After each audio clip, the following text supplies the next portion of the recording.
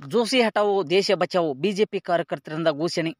ಶನಿವಾರ ಸಂಜೆ ವನಹಳ್ಳಿ ಪ್ರಚಾರ ಕಾರ್ಯಕ್ರಮದಲ್ಲಿ ಕೇಂದ್ರ ಸಚಿವರಾದ ಸನ್ಮಾನ್ಯ ಶ್ರೀ ಪ್ರಹ್ಲಾದ್ ಜೋಶಿ ಅವರು ವನಹಳ್ಳಿ ಗ್ರಾಮಕ್ಕೆ ಆಗಮಿಸಿದಾಗ ಗಂಗಾಧರಯ್ಯ ಕಲ್ಮಠ್ ಅವರು ಕೂಡ ಬಿಜೆಪಿ ಕಾರ್ಯಕರ್ತರು ಹಾಗೂ ಗ್ರಾಮ ಪಂಚಾಯಿತಿ ಅಧ್ಯಕ್ಷ ಆಗಿರುವುದರಿಂದ 20 ವರ್ಷದಿಂದ ನಮ್ಮ ಗ್ರಾಮಕ್ಕೆ ನಿಮ್ಮ ಕೊಡುಗೆ ಏನು, ನಿಮ್ಮ ಸಾಧನೆ, ನಿಮ್ಮ ಅಭಿವೃದ್ಧಿ ಕೆಲಸಗಳನ್ನು ನಮ್ಮ ಗ್ರಾಮಕ್ಕೆ ಏನು ಕೊಟ್ಟಿದ್ದೀರಿ ಅಂತ ಕೇಳಿದಾಗ ಜೋಶಿ ಅವರು ಅವರ ಕಾರ್ಯಕರ್ತರಿಂದ ಗಂಗಾಧರಯ್ಯ ಕಲ್ಮಠ್ ಅವರ ಮೇಲೆ ಮತ್ತು ಎಲ್ಲ ಸಂಗಡಿಗರ ಮೇಲೆ ಗುಂಡಾಗಿರಿಯನ್ನು ಮಾಡಿಸಿದ್ದಾರೆ. ಅವರಿಗೆ ಜೀವ ಬೆದರಿಕೆ ಕೂಡ ಹಾಕಿದ್ದಾರೆ.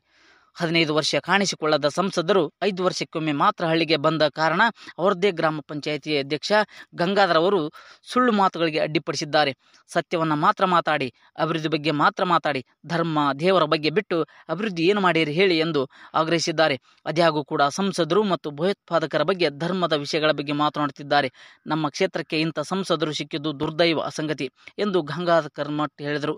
ಈ ಸಂದರ್ಭದಲ್ಲಿ ನೂರಾರು ಬಿಜೆಪಿ ಕಾರ್ಯಕರ್ತರು ಉಪಸ್ಥಿತರಿದ್ದರು. HM Harkuni, news 43 India, ಸಿಗ್ಗಾಂವಿ.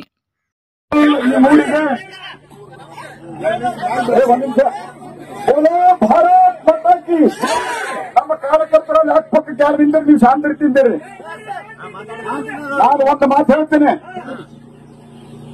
ಇಡೀ ದೇಶದೊಳಗ ಜಲ್ ಜೀವನ್ ಮಿಷನ್ ಶುರುವಾದಾಗ ನಮ್ಮ ಹಾವೇರಿ ಮತ್ತು ಧಾರವಾಡಕ್ಕೆ ಮೊದಲು ಹಾಕಿಸಿ 1,80,00,000 ಈ ಊರಿಗೆ ಬಂದೈತೆ.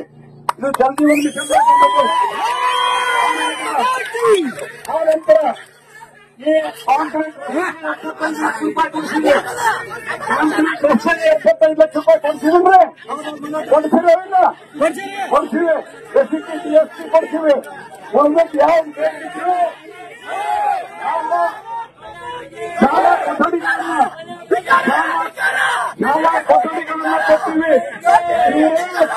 ಯಾವ್ದೋ ಮಾತು ಕೇಳಿ ಈ ರೀತಿ ನಾವು 10 ಬಾರಿ ಹೇಳಿದ್ದೀನಿ. 10 ಬಾರಿ ಹೇಳಿದ್ರೆ ಈಗ ಮೈಕಲಾಗ ನೀವು ಏನಾದ್ರೂ ಶಾಂತ ರೀತಿಯಿಂದ ಕೇಳ್ತೀವಿ.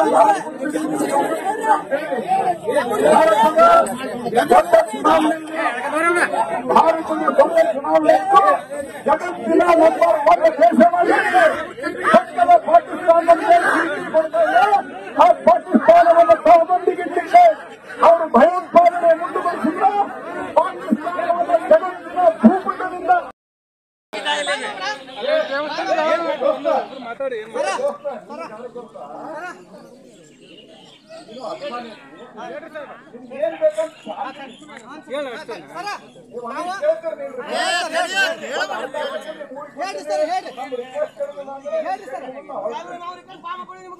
ನನ್ನೆಲ್ಲ ಅಣ್ಣ ತಮ್ಮಂದಿರೇ, ಅಕ್ಕ ತಂಗಿಯರೇ, ಗುರು ಹಿರಿಯರೇ,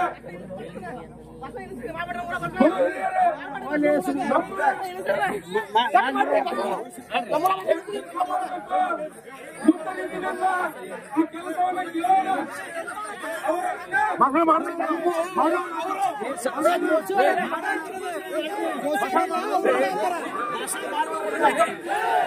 ಭಾಷಣ ಮಾಡ್ಬಿಟ್ರೆ ಕೂಡ ಎಲ್ಲರೂ ಮಾಡಿ ಭಾಷಣ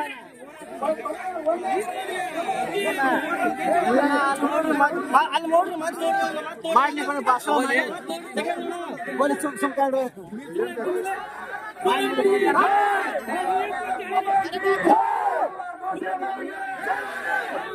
ನೀವು ಮಾತಾಡ